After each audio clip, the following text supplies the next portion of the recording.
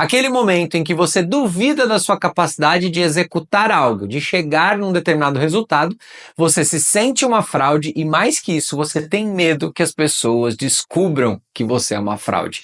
Além de não conseguir fazer, nesse caso, você ainda estaria exposto a uma situação constrangedora. Isso tem nome, isso se chama síndrome do impostor e isso tem solução.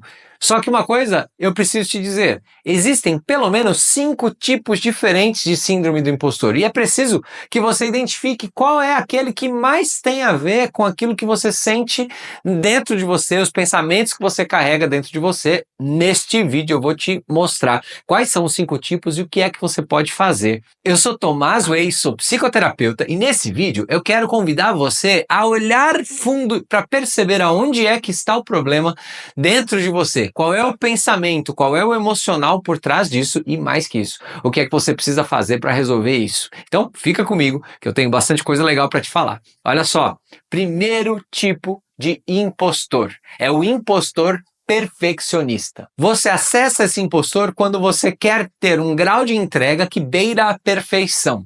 Você tem autocrítica, você tem uma autocobrança, você olha para a sua entrega e diz, qualquer um faria melhor do que o que eu fiz aqui neste trabalho. Porque esse perfil acredita que é uma farsa. Ele entende que a perfeição é a única forma de ser aceito e de ser admirado pelos outros. Ele tem como objetivo evitar críticas ao trabalho dele, aos projetos dele. Normalmente, o impostor perfeccionista, ele se estabelece na infância, num contexto de muita crítica e de muita cobrança. Então, quais são os sinais e quais são os sintomas de que você está nesse tipo de impostor? Quando você tem autocrítica, autocobrança, sensibilidade à percepção dos outros, sensibilidade a críticas, a feedbacks negativos, e também dificuldade de delegar tarefas.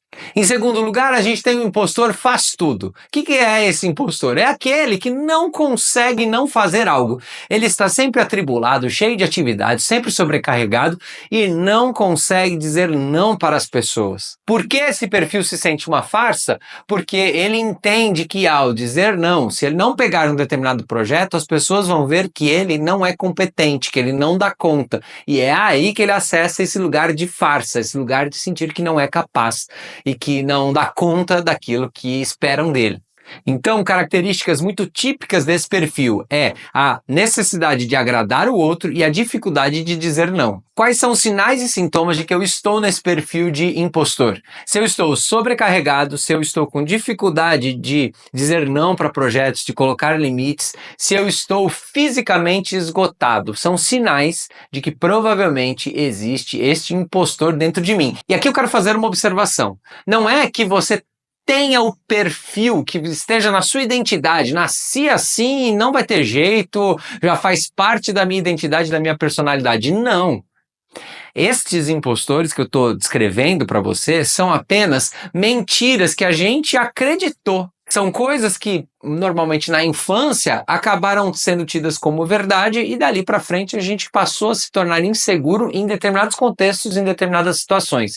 Então, chamo muito a atenção para você de que tomar consciência de qual tipo de impostor faz mais sentido para você é simplesmente um lugar de libertação, de se conectar com a sua real identidade e deixar esses impostores de lado, certo? Então vamos para o terceiro impostor. Este é o impostor talentoso. Ele entende que ele é uma fraude porque ele tem dificuldade de fazer determinadas tarefas. Existe um mito, é um mito social, cultural, de que as pessoas têm talentos, as pessoas têm dons e as pessoas que fazem bem determinadas coisas fazem bem porque nasceram com um talento, são gênios naquela área.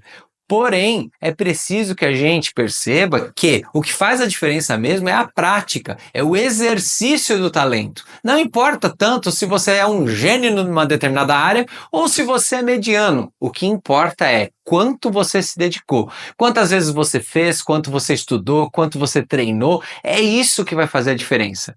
E este impostor não lembra disso. Ele entende que o outro que está fazendo uma determinada coisa faz porque tem dom, porque é um gênio, porque tem talento.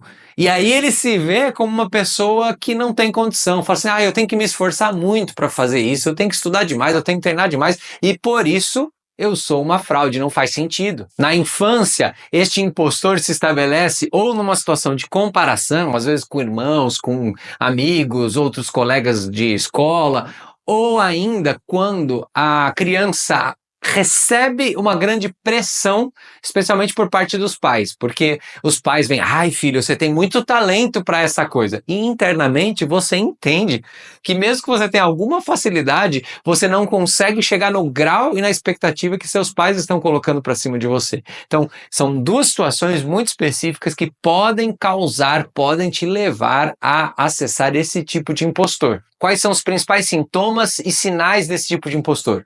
Dificuldade de lidar com feedbacks negativos, dificuldade de assumir novos projetos e também se colocar muito para baixo diante da sua capacidade para entregar algo.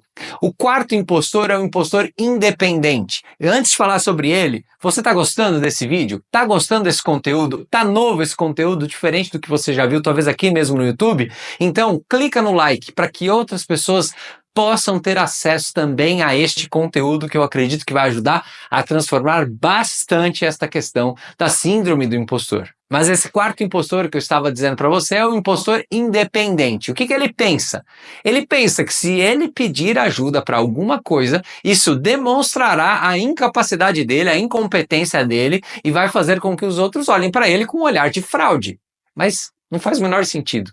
Pedir ajuda em determinadas situações não é sinal de fraqueza. Aliás, muitas vezes é o sinal de fortaleza, é o sinal de confiança, de competência. Eu sei o que eu sou capaz e sei o que eu preciso de ajuda. Tá tudo bem. Então, esses impostores preferem se sobrecarregar a pedir ajuda e apoio sobre algo. Qual é a principal causa disso na infância? A causa desse tipo de impostor normalmente está relacionada com a falta de amparo, ou seja, uma sensação de desamparo na infância e a falta de uma rede de apoio. Sinais e sintomas desse tipo de impostor são isolamento social, dificuldade de pedir ajuda, dificuldade de trabalhar em equipe. O quinto impostor é o impostor comparador.